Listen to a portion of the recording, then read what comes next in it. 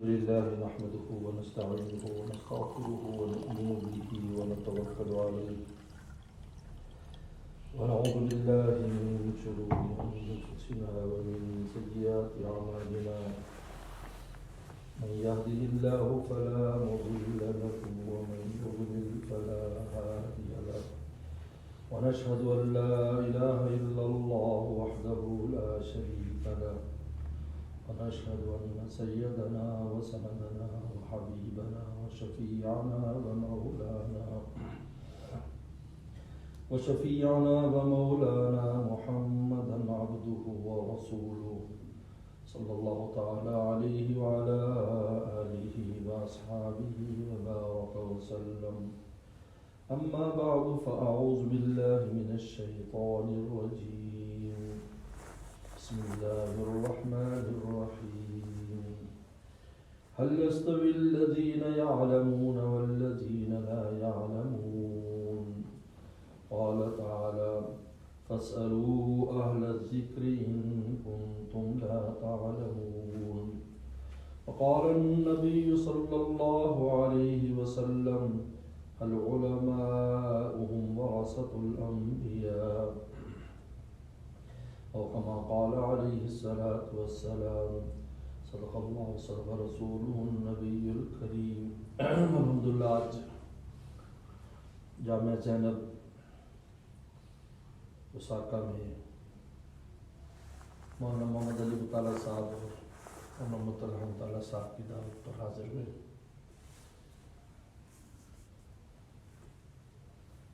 اللہ تعالیٰ نے یہاں پر پیغمبروں کی میراث کے لیے مردوں کو قبول کیا، وہاں عورتوں کو بھی قبول فرمایا. اللہ تعالیٰ نے صنف کو محروم نہیں کیا، بلکہ حکیم الامت تھانوی رحمۃ اللہ علیہ نے عجیب بات فرمائی کہ پیغمبر السلام نے جو فرمایا تھا، مجھے تمہاری دنیا میں 3 چیزیں پسند ہیں، اور ان میں عورتوں کا ذکر فرمایا. فرمایا یہ عورتوں کا ذکر کیوں کیا نبی کریم صلی اللہ علیہ وسلم نے؟ فرمایا کہ ان کی صلاحیتوں کی وجہ سے، کہ قبول حق کی صلاحیت جس قدر عورتوں میں ہے اتنی مردوں میں نہیں. حق کو جلدی قبول کرتی ہیں، جلدی منزل پر پہنچ جاتی ہیں. چنانچہ اسلام میں پہلی قربانی دینے والی بھی خاتون ہیں، حضرت سمیہ رضی اللہ تعالیٰ.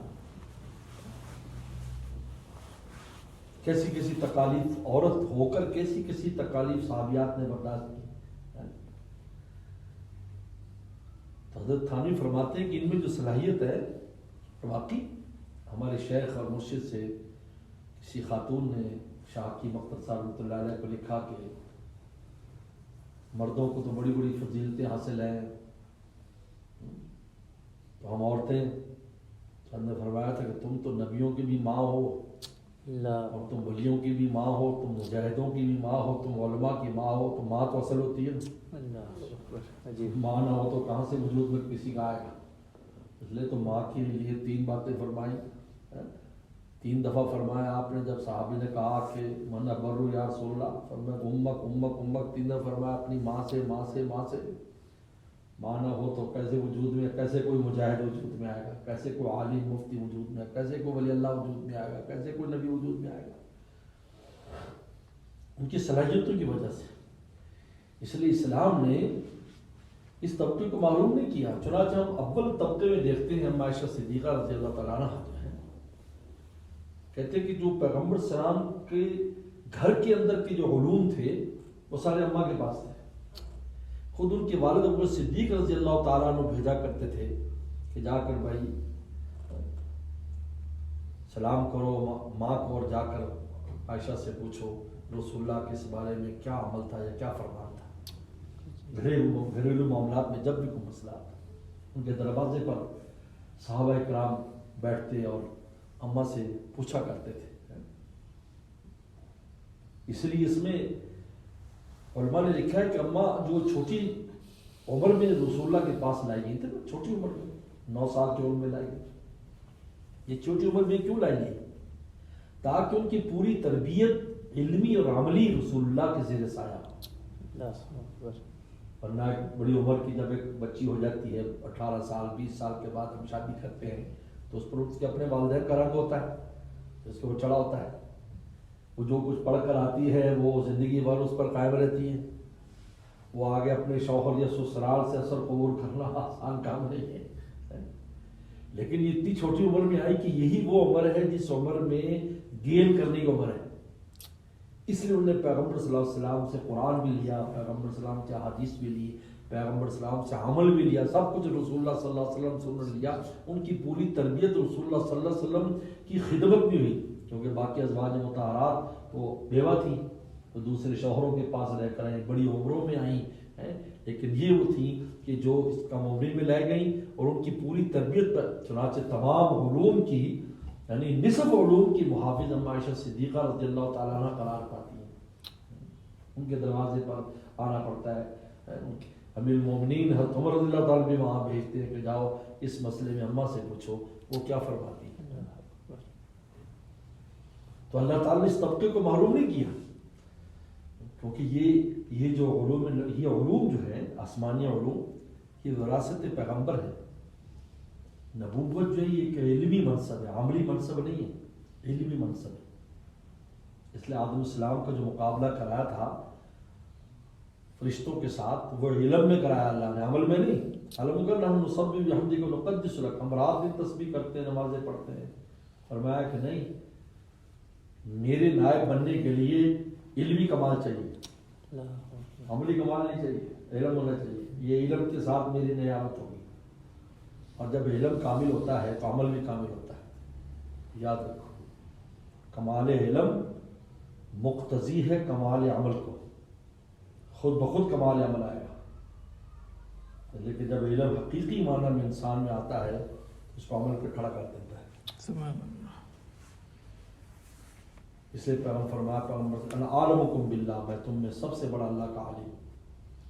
آگے عمل بتایا انا اخشاکم، اور میں تم میں سب سے زیادہ اللہ تعالیٰ سے ڈرتا ہوں. یہ کیوں فرمایا؟ کیونکہ خشیت کی بنیاد ہے نا. خشیت جو ہے وہی بنیاد ہے ہر عمل کی. اگر ایک آدمی اللہ سے ڈرتا ہے تو کسی عمل میں کوتاہی کرے گا، وہ نماز روزہ چھوڑے گا یا کہیں بھی، وہ تو کہتے ہیں زندگی سے احتیاط سے گزری کہ آشیانہ کسی شاخ پہ بار نہ ہو، چونٹی لا یوزون الزر. اس لیے اللہ کے ولیوں کی ایک علامت جو بیان فرمائی جنید بغدادی حسن بصری رحمۃ اللہ علیہ نے، لا یوزون الزر، کہ چونٹی کو بھی آمدن تکلیف نہیں پہنچاتے. لا یوزون الزر، اللہ سے ڈرتے ہیں، اللہ کے اس موقع میں اللہ کی مخلوق ہے بھائی، اس کا بھی ہم نے اکرام کرنا ہے، اس کا بھی وہ نہیں کرنا. لا یوزون الزر یاد فرمایا. تو اخشا کو یہ خشیت جو ہے یہ عمل بتایا ہے، اور یہ عمل اخشا اس میں تفضیل کا صیغہ سب سے زیادہ میں ڈرتا ہوں تم میں. یہ کس پر مرتب ہو؟ عالمکم باللہ، کیونکہ میں سب سے بڑا عالم ہوں اللہ تعالیٰ کا. تو نبوت چونکہ علمی منصب ہے، العلماء ورثۃ الانبیاء، جو علم سیکھتے ہیں وہ وارث ہے، میراث لے گئے. مرد ہے یا عورت، مرد ہو عورت ہو، اسلام نے اس میں تقسیم نہیں رکھی کہ مرد بڑا عالم بن جائے اور خاتون چھوٹی عالم ہو، ایسا کچھ نہیں. تو انسان تو دیکھتے ہیں، اما عائشہ کے دور سے دیکھ لیں، ان کے دروازے پر امیر المومنین تک ان کے دروازے پر علمی معاملے میں آتے ہیں، رسول اللہ کا عمل پوچھنے کے لیے آتے ہیں. اور بعد کے زمانوں کے اندر بھی ہم دیکھتے ہیں کہ بعد ایسی بڑی بڑی حضرت شاہ اسحاق رحمۃ اللہ علیہ جو ہندوستان میں جن کی سند ہر سند ان سے ہو کر گزرتی، شاہ اسحاق رحمۃ اللہ علیہ سے، ان کی جو امت الکریمہ ان کی بیٹی تھی، طائف میں رہتی تھی، حضرت مکہ ہجرت فرما گئی، طائف میں امت الکریمہ. بخاری شریف کی اتنی اونچی محدثہ تھی کہ پورے عالم سے جو لوگ آتے تھے حج کرنے، علماء پورے عالم سے، اس وقت تو عالم اسلام ایک ہی تھا، عرب اور غیر عرب کی تقسیم نہیں تھی، تو سب طائف جاتے تھے اجازت الحدیث کے لیے. پردے کے پیچھے بیٹھتی تھی، حدیث سنتی تھی، پھر وہ حدیث کی اجازت دیتی تھی. احمد الکریمہ، بلکہ بہت سی سندوں میں ان کا ذکر بھی ہے کہ شاہ اسحاق کی سند ان سے ہو کر گزرتی ہے. یہ جو آپ کے گھروں میں جو ہے یہاں پر مد استعمال ہو رہا ہے ماشاءاللہ، اندیار میں عام ہے، ہر گھر میں مد رکھا ہے، مد کے ذریعے وہ کرتے، اس مد کی جو سند اٹھا لیں، اس میں امت الکریمہ کا ذکر ہے، شاہ اسحاق سے جو ہے وہ شاہ اسحاق تک پہنچانے میں امت الکریمہ ان کی بیٹی کا تذکرہ ہے، پھر جا کر یہ سند اوپر جا کر صحابی تک پہنچتی جو فرماتے میں نے اپنا مد جو ہے وہ رسول اللہ صلی اللہ علیہ وسلم کے مد مبارک کے مطابق بنایا تھا۔ تو وراثت جو ہے وہ اللہ تعالیٰ نے برابر کر دی، کوئی بھی لے، مرد ہو یا عورت ہو، مانا خد واقع اور بحث بافر انما لم یورثوا درہم ولا دینار، پیغمبر درہم اور دینار وراثت میں نہیں چھوڑتے، ورث العلم، انما ورث العلم، علم کو وراثت میں چھوڑتے ہیں، یہ کوئی معمولی نعمت نہیں ہے، علم کو وراثت میں چھوڑتے ہیں۔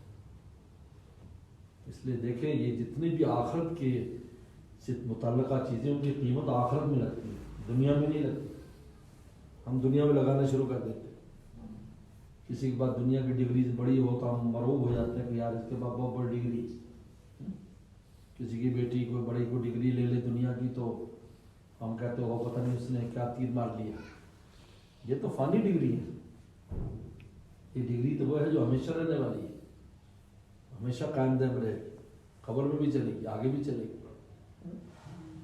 تو معمولی نہیں، پیغمبر کی میراث ہے، اس کی قیمت آخرت میں لگی۔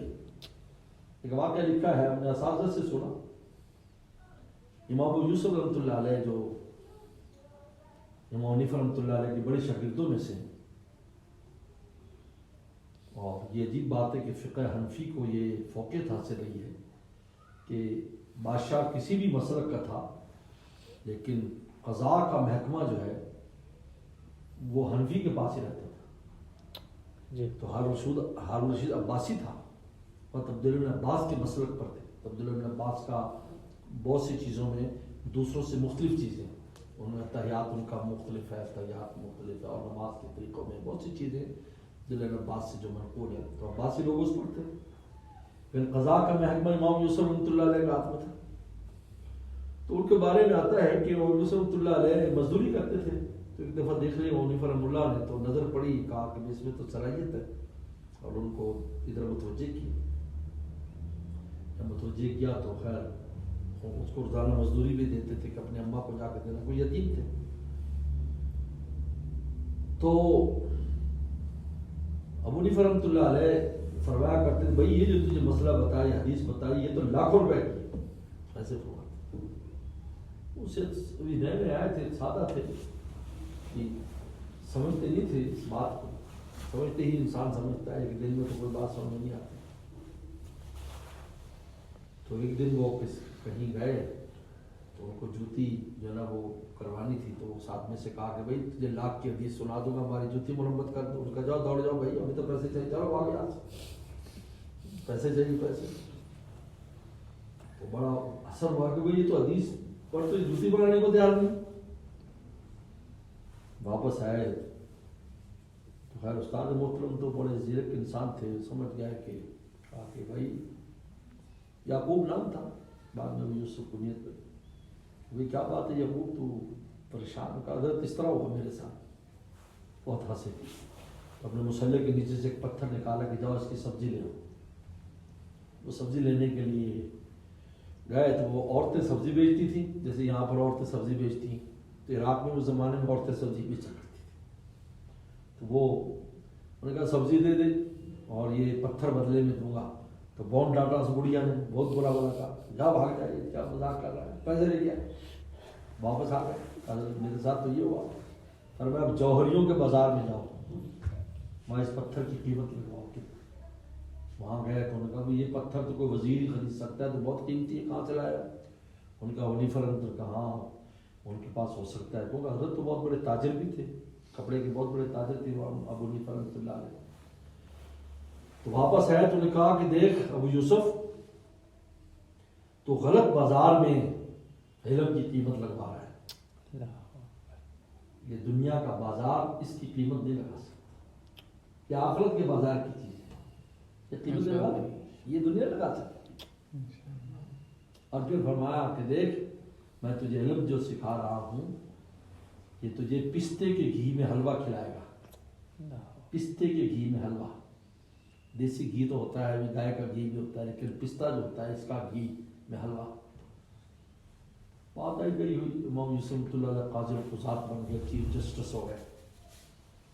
تو ایک دن امام جو ہے ہارون رشید نے کہا کہ جمعے کی نماز میں, کہ جمعے کے بعد آپ نے ہمارے یہاں کھانا کھانا, آج بڑی اسپیشل چیز بنی گھر.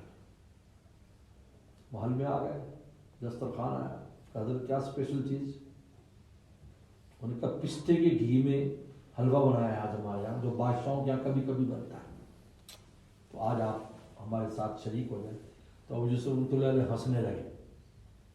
تو بادشاہوں کو ذرا تھوڑا سا وہ معلوم ہوتا ہے, بہت فیل ہوتا ہے, جلدی فیل ہو جاتا ہے. اس لیے مسئلہ لکھا کہ بادشاہ کے آگے نہ آئے انسان بار بار, اس کو ایسا نہ ہو کہ تم پر غصہ آ جائے اور تمہارے خلاف فیصلہ کر دے.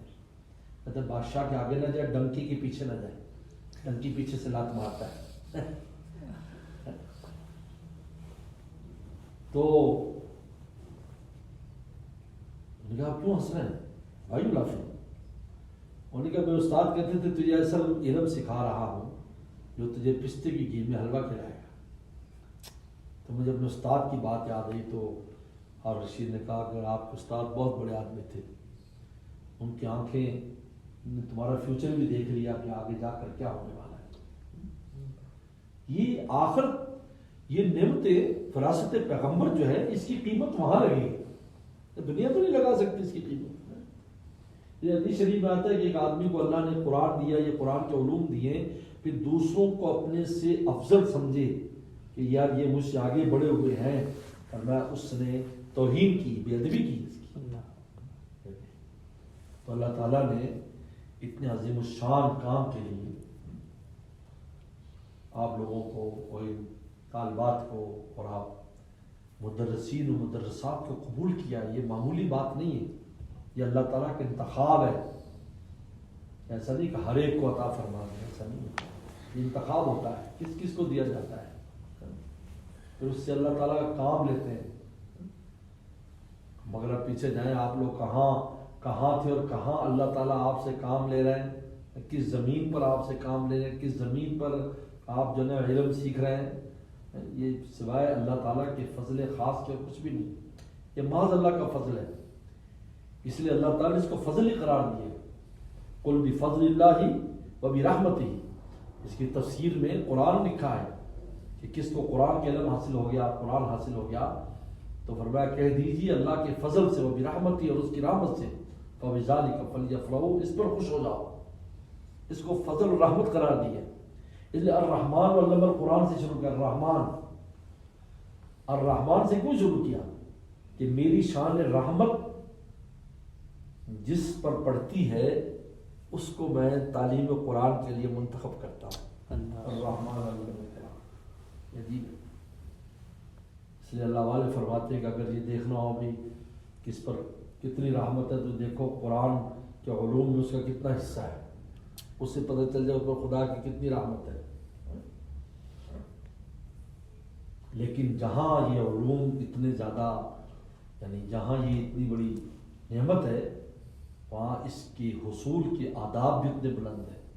یاد رکھیں, اس کو عام اس پر قیاس نہیں کر سکتے. ان کے حصول کے لیے بھی اسی طرح کے راستے کو اختیار کرنا پڑے گا, پھر بھی یہ اعلیٰ طریقے پر آئے گا, پھر کمال علم پیدا ہوتا ہے.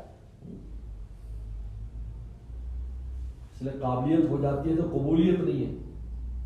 دونوں چیزیں چاہیے, قابلیت بھی چاہیے, قبولیت بھی چاہیے. علم کی قابلیت بھی چاہیے, علم میں قابل ہو, اپنے وقت کو ضائع نہ کرے. اس نعمت کو اخذ و بحظ وافر کی تفسیر میں لکھا ہے. اخذ و بحظ وافر کہ کتنا بھی حاصل ہو جائے تو اس کو تھوڑا سمجھے, مجھے کچھ نہیں ملا. حضرت شیخ الہند رحمۃ اللہ علیہ جتنے بڑے انسان تھے, حضرت تھانوی رحمۃ اللہ علیہ جیسے کوئی استاد ہے, حضرت مدنی رحمۃ اللہ علیہ کو استاد فرمایا کرتے تھے جب بھی کوئی نئی بات سامنے آتی ہے تو مجھے ادراک ہوتا ہے کہ میرے اندر جہالت زیادہ, علم کم ہے. یہ فرمایا کرتے اتنے بڑے بڑے لوگ. حضرت شیخ زکریا رحمۃ اللہ علیہ کو کہ پڑھ لے, جگہ جگہ لکھا ہے کہ میں تو طالب علم ہوں, میں تو طالب علم ہوں, اپنے آپ کو طالب علم لکھتے ہیں, میں تو طالب علم ہوں, میں علم طلب کرتا رہتا ہوں, علم طلب کرتا رہتا ہوں. میں تو طالب علم ہوں. اس لیے ہمارے والد رحمۃ اللہ علیہ مولانا نیاز احمد صاحب، تھوڑا سا میں بتاتا چلوں، ہمارے والد رحمۃ اللہ علیہ چین میں پیدا ہوئے تھے. 18 سال کی عمر میں وہاں سے ہجرت فرمائی، علم کے لیے دیوبند میں آئے. 10 سال وہاں پڑھا. باول نگر میں ان کے استاد لے آئے مولانا سید بدر عالم میٹھی رحمۃ اللہ علیہ. تو باول نگر ہی ہو گئے، پاکستان آ گئے. وہاں سے چلے یہاں پہنچ گئے صرف علم کے لیے. اور ہمیں یہ نصیحت کی، دیکھو میں دنیا کے لیے نہیں آیا، دنیا بہت چھوڑ کر آیا. دادا کی بڑی زمینیں تھیں، یہ تھا وہ تھا سب. پر میں دین کے لیے آیا ہوں. دادا تم بھی دین سیکھو، بھئی یہی میرا مقصد حیات ہے. ہم سب کو اسی کام پر لگایا، سب کو آپ علم سیکھو اور علم پھیلاؤ اور بڑھاؤ. فرماتے تھے کہ جو لوگ اس وجہ سے کہ عالم بنے تھے یوں ہے چلو اب ہم اپنی اولادوں کو کسی اور کھاتے میں لگا دیں. فرماتے تو ان کو علم کی حقیقت نہیں ملی. اگر علم کی حقیقت ملتی تو کبھی ایسا فیصلہ نہ کرتے، وہ حقیقت تک نہیں پہنچے. جس پر حضرت تھانوی رحمۃ اللہ علیہ کا بڑا خوبصورت ملفوظ ہے. فرمایا کہ متباہر جو لفظ ہے، متباہر جو نا باہر کہتے ہیں سی کو، اوشن. تو متباہر اس عالم کو کہتے ہیں جس نے اوشن پیا ہو علم کا. ایک اوشن، ایک سمندر پیا ہو علم کو، اس کو متباہر کہتے ہیں. تو ہم نے فرمایا کہ متباہر کی 2 قسمیں. ایک متباہر کدو متباہر، کدو ایک سبزی، کیا کہتے ہیں اس کو؟ کدو انگریزی میں آپ سمجھتے ہیں کدو تو دیسی قرا جس کو کہتے ہیں، حضرت وسلم شوق سے کھاتے تھے. ایک کدو متباہر، یعنی کدو کو سمندر میں ڈال دیا تو وہ سمندر میں پھرتا اور سیر کی اس نے. بعد میں اس کا انٹرویو کیا کدو کا کہ آپ نے what did you find، آپ کو سمندر میں کیا ملا اتنا جو آپ نے سفر کیا؟ انہوں نے کہا کہ سالٹی واٹر ہے، بس اونلی سالٹی واٹر، اور کچھ بھی نہیں. وہ اوپر تھا نا، اندر تو ڈوبتا نہیں نا وہ. اور اس کے بعد ایک فش متباہر تھی، مچھلی متباہر. وہ فش جو ہے اس نے ڈائیو کیا، وہ نیچے تک چلی گئی اور پھر اوپر آئی. اس کو انٹرویو کیا بھائی، انہوں نے کہا وہ سارے خزانے نیچے تو سونا بھی ہے، چاندی بھی ہے، تیل بھی ہے، موتی بھی ہے، ہیرے بھی ہے، پتہ نہیں کیا کچھ خزانہ سمندر کے اندر پڑا ہوا ہے. اور اس لیے کیونکہ جانور ہیں، اتنی اتنی نعمتیں خدا کے سمندر کے اندر ہیں. اس نے ایک لمبا چوڑا انٹرویو دیا. تو حضرت فرمایا کہ آج کے لوگ کدو متباہر ہے، مچھلی متباہر نہیں. علم کے اوپر پھرتے ہیں لیکن علم کی گہرائی میں نہیں جاتے، نہ علم ان کے اندر گھستا ہے. ان کی مثال، یعنی آج ان کی مثال اس ٹرک کی طرح ہے جو پیٹرول لے کر جا رہا ہے. تو اس کے اوپر کتنا تیل لدا ہوا ہے، ہزاروں گیلن تیل ہے، لیکن اس کے انجن کے اندر کا تیل نہیں ہوگا چل نہیں سکتا. جب انجن کے اندر تیل ڈالا جاتا ہے تو تب وہ چلتا ہے. اور انجن میں تیل کے لیے پیٹرول پمپ پہ آنا پڑتا ہے، وہ اس کے انجن میں ڈالتا ہے. جب انجن میں تیل ہوتا ہے تو پھر وہ چلتا ہے. تو ہمارے والد صاحب اللہ فرماتے تھے کہ طالب علم جو ہے نا، طالب جو ہے نا عربی زبان کا لفظ اس میں فاعل ہے، طلب یطلب. فرمایا کہ یہ ضارب کی طرح ہے، ضرب یضرب. ضارب کب ہوگا؟ جب تک مارتا رہے گا. جب مارنا چھوڑ دے گا تو ضارب نہیں ہوگا. فرمایا طالب علم وہ ہے جو ہم وقت علم کی طلب میں رہے. اگر طلب چھوڑ دے گا تو طالب علم نہیں رہے گا. اگر آپ چاہتے ہیں کہ آپ طالب علم رہے تو آپ کو ہم وقت اس جستجو میں رہنا ہے کہ ہمیں علم آنا چاہیے. آپ کی سوچ بھی ہونی چاہیے. آپ لیٹے ہوں، سوچے ہوں تو آپ علم سوچ رہے ہو کہ فلاں مسئلہ پڑا تھا تو وہ مسئلہ کیا تھا، اس مسئلے پر غور و فکر ہو رہا ہے، اس مسئلے پر سوچ رہے ہیں. تکرار کیوں کرایا جاتا ہے؟ آپس میں تکرار کیوں کرتے ہیں؟ کہ تکرار سے جنو تاکہ اذا تکرر کلام تقرر فی القلب. جب آدمی تکرار کرتا ہے تو دل میں بیٹھ جاتا ہے، وہ چیز دل میں بیٹھ جاتی ہے، دہراتا ہے اس کو. بز اخفش جو ہے، اخفش بہت بڑا نحوی ہے. بز میں نے بکری، اس کی ایک بکری تھی، اس کو سبق سنایا کرتا تھا بکری کو، کیونکہ اس کے پاس کوئی اور اس کا ساتھی نہیں تھا تو اکیلا تھا. سبق پڑھ کے آتا تو اس کو سناتا بکری کو. بکری کان پکڑ لیتا، سبق سنانا شروع کر دیتا. وہ بکری بھی بہت ہوشیار تھی، اس کو پوچھتا ٹھیک سنایا تو وہ نفی کر دیتی، نو نو ساری رات، تو دوبارہ پھر سناتا، 2-3 بار کے بعد پھر بکری کہتی یس، ایسے ساری لا دیتی. تو پھر اس کا نام بز اخفش رکھا کہ سن سن کر اس نے یعنی اتنا اس سے تکرار کیا اور علم کو دہرایا کہ وہ اپنے زمانے کے امام نحو کا بہت بڑا امام اخفش کہتے ہیں. اس کے بعد جب اس کی بکری مر گئی تو اس کی جو بھیجا اور مغز دیکھا گیا تو اس میں بھیجا نہیں تھا، کیونکہ وہ سن سن کر جو ہے وہ بھیجا ختم ہو گیا اس کا. امام اخفش کے نام سن کر بھیجا ختم ہو گیا. ہموں میں طالب علم امام اخفش کے بارے میں لکھا ہے کہ اس قدر ان کو علم کی طلب رہتی تھی کہ کسی کے ہاں مہمان ٹھہرتے تھے نا کسی عالم کے ہاں، تو 1-2 دن میں اس کے کتب خانے کی ہر کتاب کی ہر سطر پڑھ لیتے تھے اور پھر آگے چلے جاتے تھے. زندگی میں کبھی انہوں نے کتاب نہیں خریدی، دوسروں کے یہاں سے مطالعہ کیا اور اپنے زمانے کا اتنا بڑا امام بنا کہ لوگ اس سے نحو لیتے تھے اور نحوی قاعدوں کے اندر اس کی اپنی رائے ہیں، آراء ہے. تو طالب علم جب تک طلب میں لگا رہے گا علم کا وہ طالب علم ہے. اگر علم کی طلب میں نہیں ہے تو طالب علم نہیں ہے. آج ہم درسگاہوں مدرسے میں طالب علم مدرسے آؤٹ ہوئے تو ختم، موبائل فون آ گیا ہماری جیب میں اور ہمارے ہاتھ میں اور بات سب گیم ختم ہو گیا، سب کام ختم ہو گیا. یہ نہیں ہے. کمال علم جو ہے اس کے لیے طلب چاہیے، محنت اور طلب، یہ پھر کمال علم آتا ہے. یہی کتابیں ہیں، کوئی اور کتاب نہیں ہوتی. جو بڑے بڑے علماء بنے ہیں وہ انہی کتابوں سے بنے ہیں، لیکن انہوں نے سلیقے سے پڑھا ہے، اپنے وقت کو ضائع نہیں کیا. آج کا سب سے بڑا عالم ہے وقت کا ضائع کرنا، wasting of time. Wasting of time بہت عام ہے، معمولی باتوں میں ٹائم تھا. جب سے موبائل آیا ہے ہم لوگ جو مدرس لوگ ہیں ہم بھی اگر اس کو کھول لیں، ایک واٹس ایپ دیکھنے کے لیے جو کھولیں گے تو اس کے اوپر جب اس واٹس ایپ سے باہر آئیں گے 1 گھنٹہ گزر چکا ہوگا. طالب علم کو تو بہت گزر ہے. اس وقت تو پاکستان میں تحریک چلی ہوئی ہے تمام مدارس میں کہ یہ سمارٹ فون سے طالب علم دور رہے اگر وہ علم حاصل کرنا چاہتے ہیں. یہی وجہ ہے کہ علمی انحطاط ہو رہا ہے اس میں گھسے ہوئے.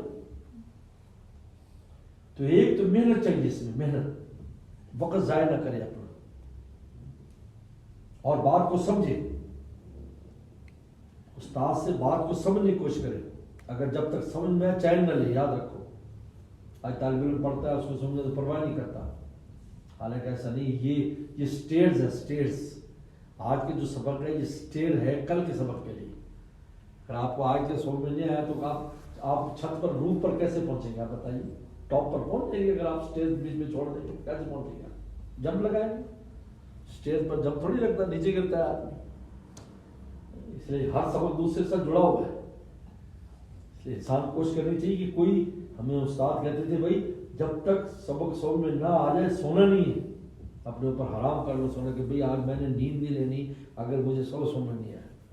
تو جو کچھ درسگاہ میں سمجھ لیا نہیں سمجھ میں آیا تو ساتھی سے تکرار سے سمجھ لیا، اگر نہیں سمجھ میں آیا تو خود سر مارا اور اس سے سمجھا اس کو.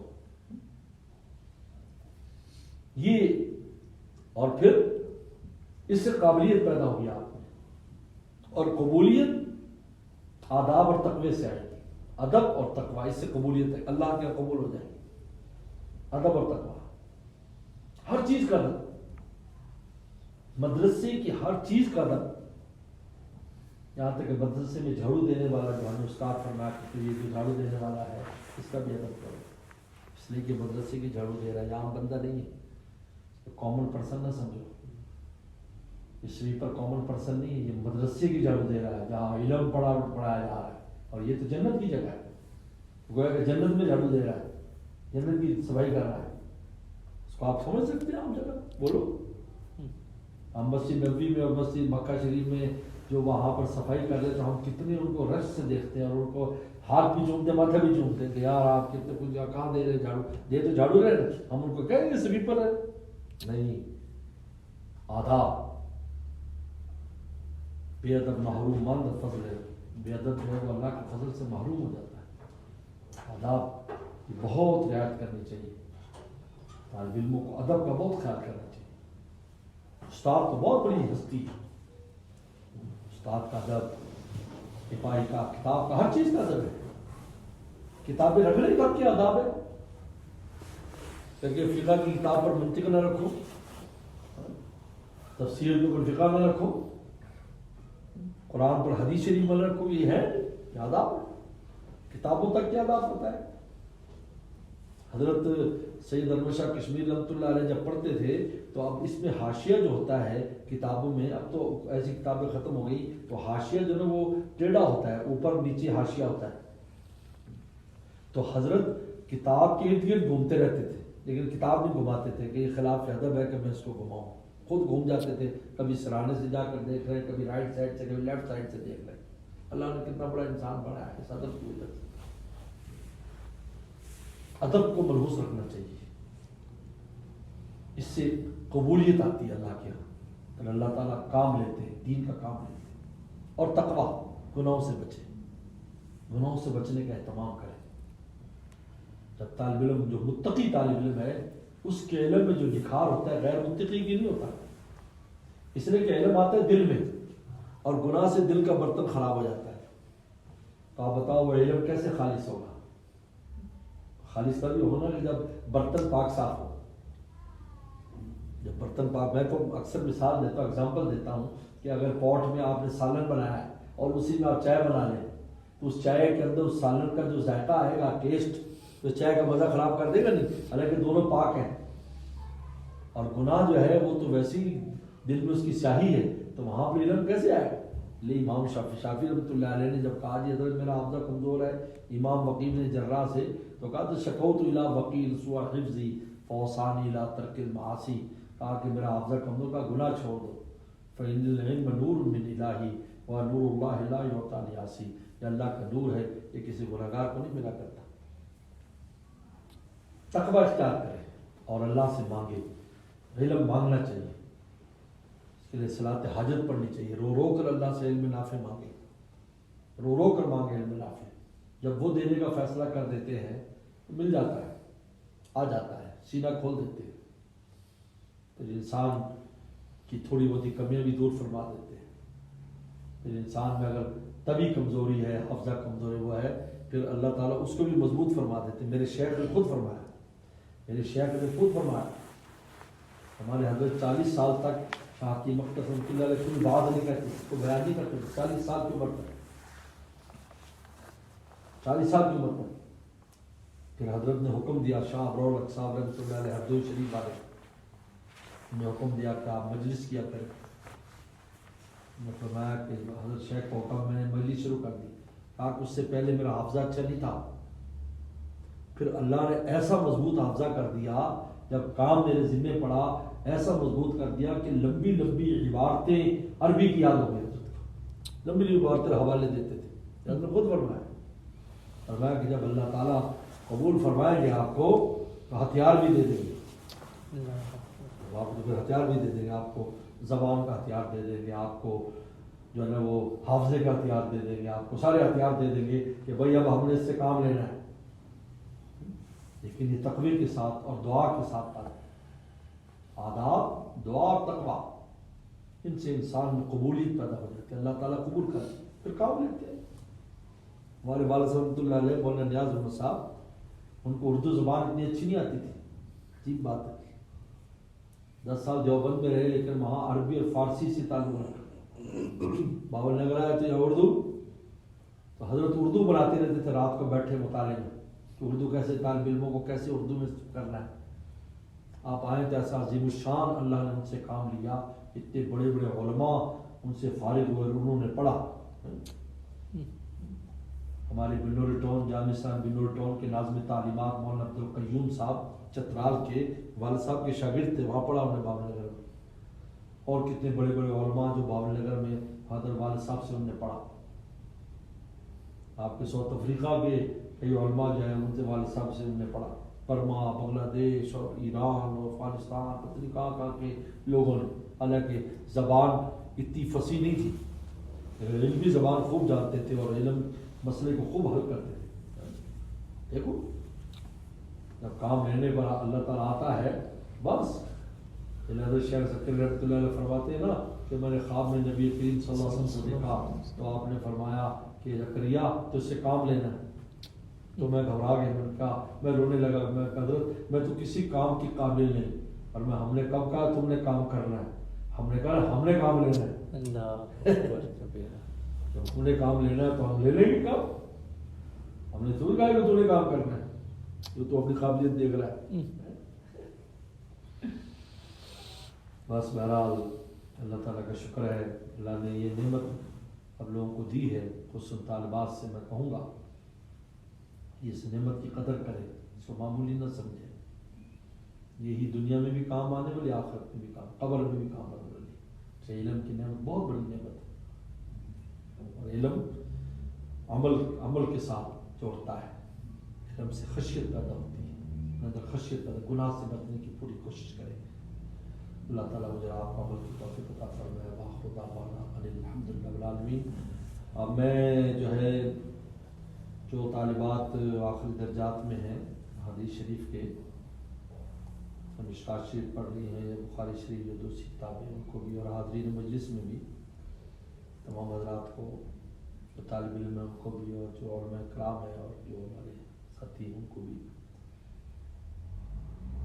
حدیث شریف کی جو کتابیں, میں سب سے پہلے اپنے چند اساتذہ کا نام لیتا ہوں.